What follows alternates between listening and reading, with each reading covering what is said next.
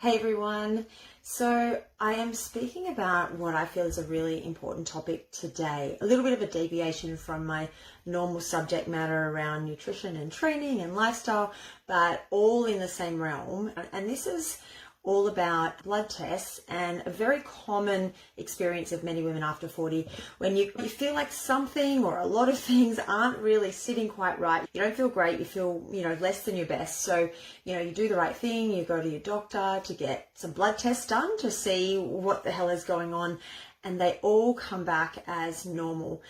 And there's often nothing more frustrating than knowing that things are not normal, knowing that you don't feel right, and being told by, usually well-meaning doctor that things are all normal, that things are fine.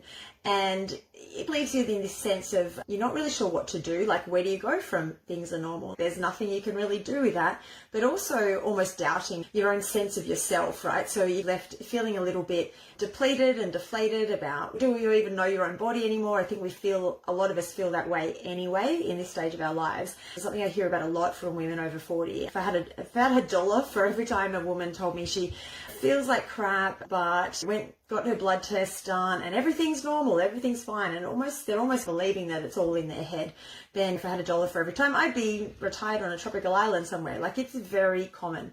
And the reason I wanted to do a live on this is because two reasons, actually. One, I want to validate the fact that if you don't feel like things are normal, there's a good chance things are not normal, things are not fine. And I'm going to tell you a couple of reasons about why the blood test might suggest things are normal, but that they might actually not be. And secondly, to know that there is something you can do about it, that there is some action you can take. What can we do from there? If you get that answer that things are all fine, but you know that they're not, then what can you do from there?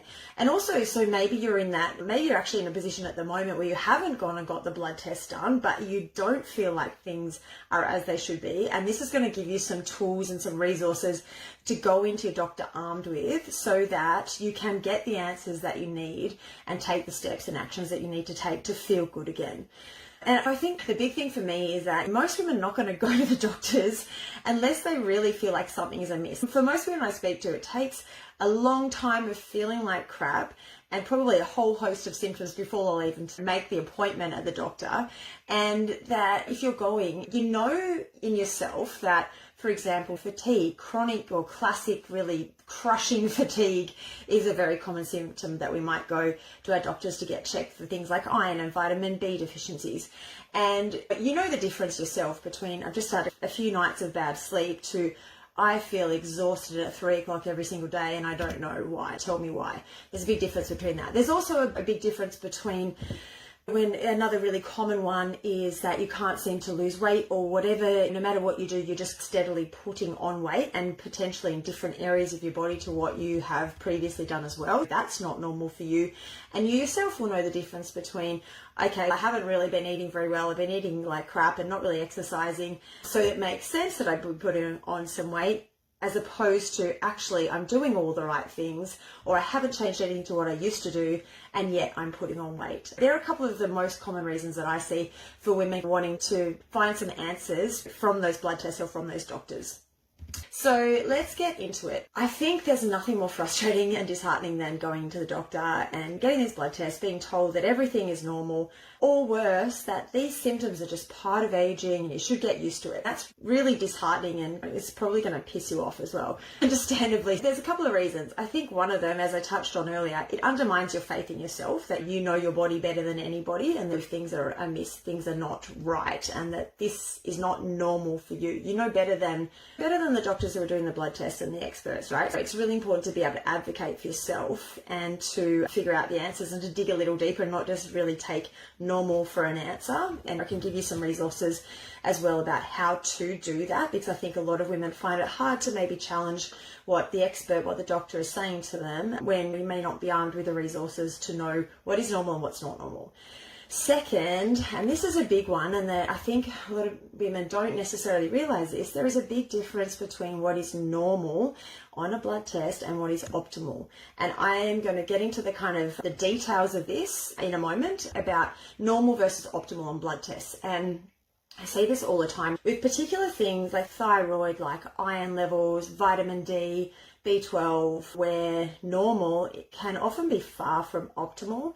And I think this is the other thing, like to know that, do we really want to be just scraping by in this kind of normal, it's okay, but you're just like scraping through the normal range, or do we want to be functioning at your best and getting those things into the optimal range? Because I don't know about you, we've got another, if all things going well, 40, 50, 60 years to live. I don't want to be living those years feeling like subpar, less than my best. I want to be in optimal health, not just okay, average, scraping the bottom of the barrel health. So we need to know how to get into that optimal level.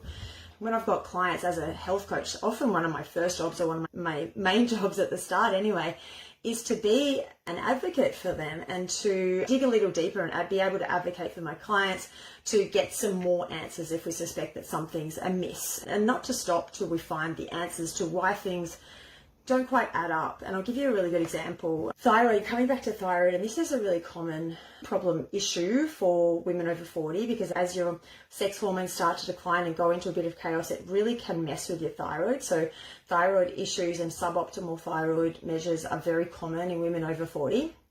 But I did have a client recently who on the surface was doing all the right things. She was training, she was getting her steps up, she was active, she was getting good sleep, she changed her diet looked really good, there was less processed food, lots of protein and fiber, and initially she was getting good results. Scale went down a few kilos, she was feeling great, lots of energy, and then all of a sudden the scale just wouldn't budge. She was still doing all the right things, but the scale was just like not moving.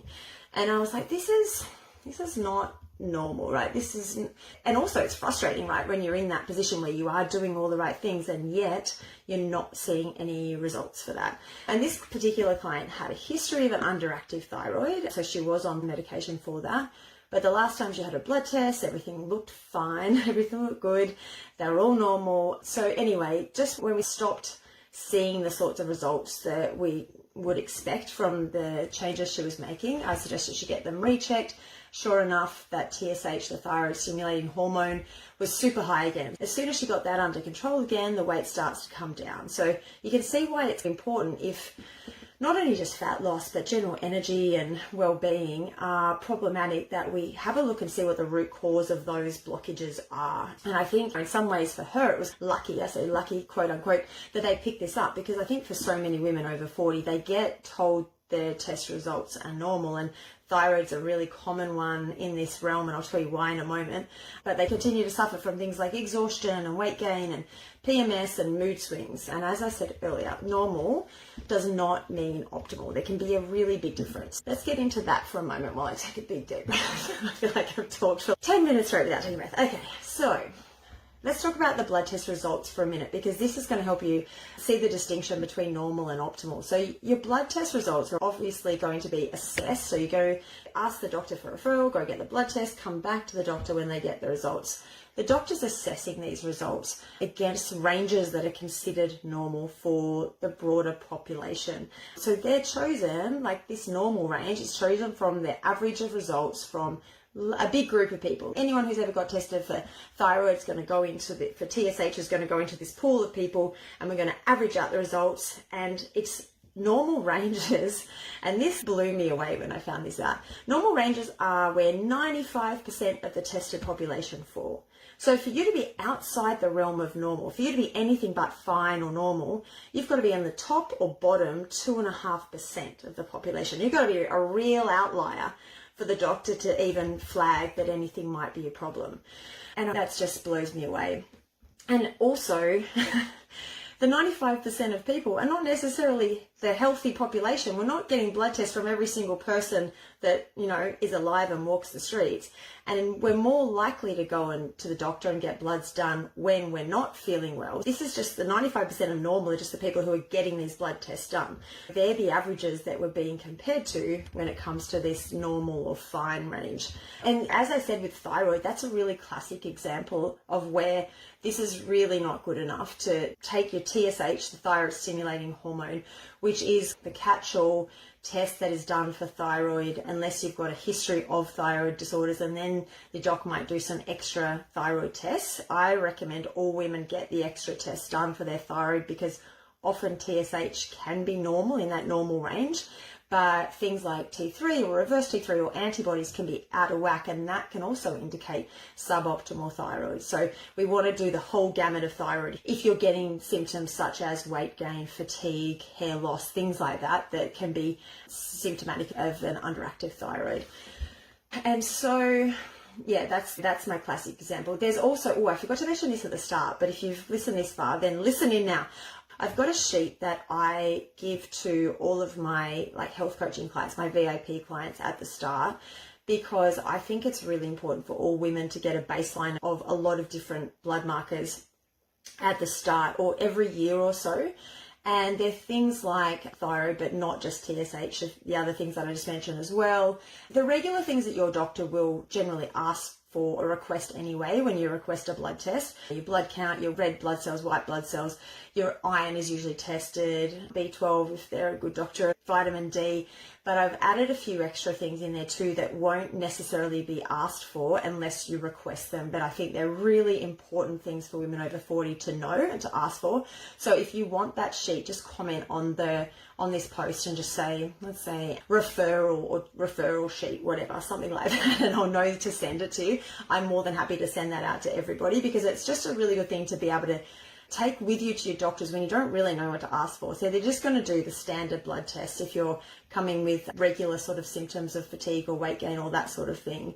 And this is just going to be a bit more comprehensive and give you a few more answers potentially. Here's the other reason why it is so important to get blood tests. And if you haven't had a blood test in the past, say, year, I would recommend getting it done because we need to know where these things are at. So the other reason it's so important to get these blood tests done now is because I think that we know most, or certainly many, if not most, women will experience some sort of changes or symptoms to the way they look or feel or perform during perimenopause, which, as we know, is that sort of 7 to 10 year potentially period in the lead up to when you have your final period, menstrual period, and then you're officially in postmenopause 12 months after that. So in that perimenopause period, a lot of us are getting symptoms from one degree, some more than others, some more symptoms, some more severe.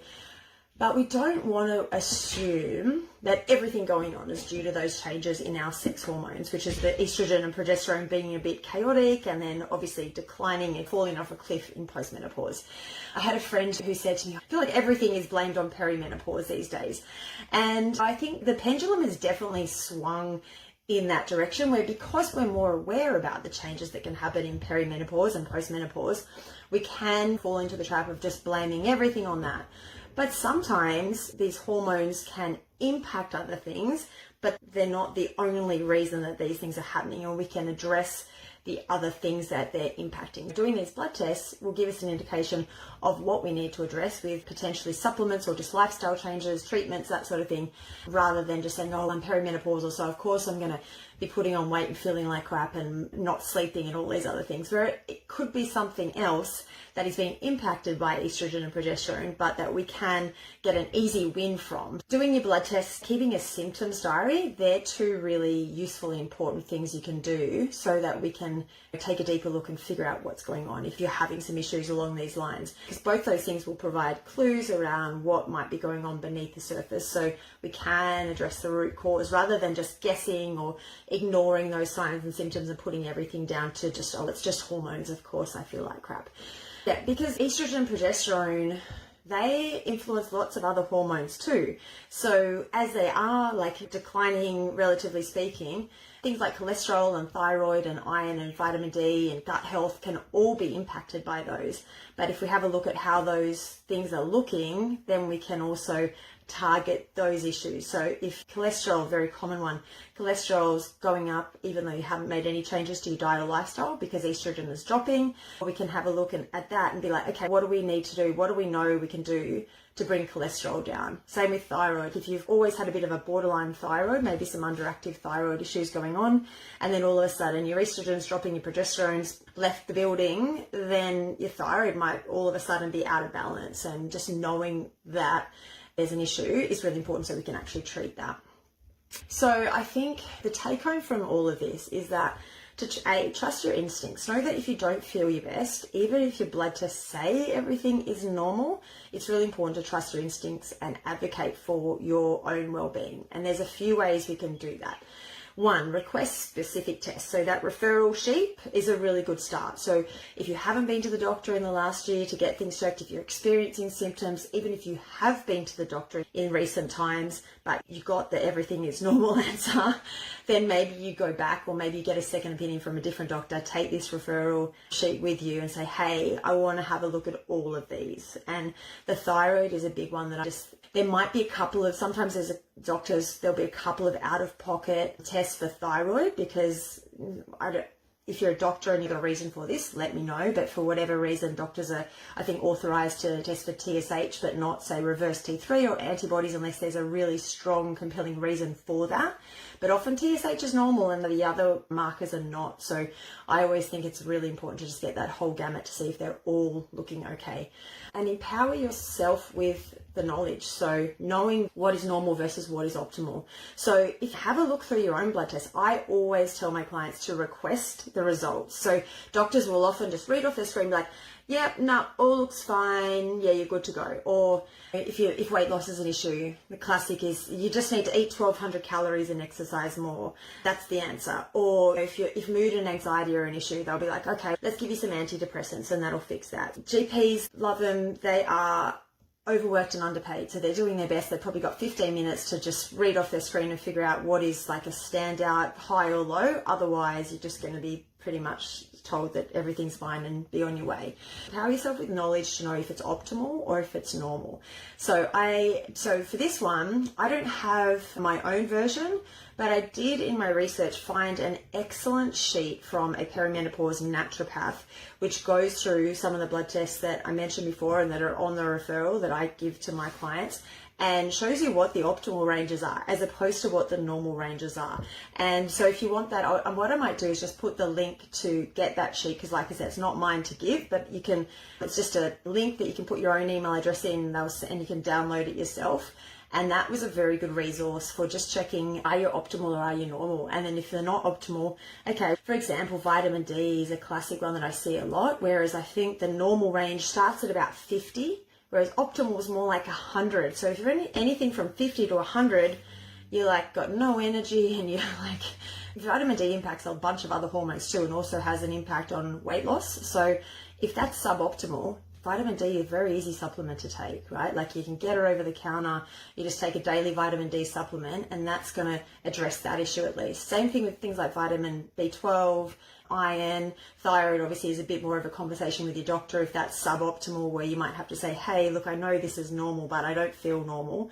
And again, maybe it's a matter of seeking a second opinion. So that's my third suggestion in terms of advocating for yourself, that sometimes you just got to say, okay, this doctor might not give me the answers that I need. Maybe I need to go see an integrative medicine doctor. So someone who combines traditional medicine with more alternative lifestyle therapies. And I've seen some amazing ones over the years, and I find they have a bit more of a handle on these type of suboptimal versus normal ranges. Naturopaths, there's some really great naturopaths, certainly in our area. If you're outside of Sydney, then just ask around, ask if you've got any friends over 40 who might have some suggestions for you, or find a doctor who is willing to go the extra mile and really like work with you and figure out what is going to bring your health into that optimal range, and not just settle for feeling like crap for the rest of your life. Because in conclusion, if your body doesn't feel normal, if you feel like you are dragging yourself through the day, you're dealing with these symptoms that are not normal for you, and you're not really sure where they're coming from, then don't just accept that and move on. Keep asking questions until you find the answers that you need. And if you want to ask the questions in this group as a starting point, absolutely do that. Like I said, if I don't know the answer to something, if that's not my area of expertise, I will go to someone whose area it is and find the answers for you. So hopefully that was helpful, everybody. Let me know, like I said, if you're watching the replay and you have questions, or if you want that referral sheet, just let me know in the comments and I'll just send it through to you, send you a link to that, and then you can just print it out or bring it with you to the doctor so that you can get the answers that you need. All right, take a breath. Nice to see you guys. I'll talk to you girls soon. Bye.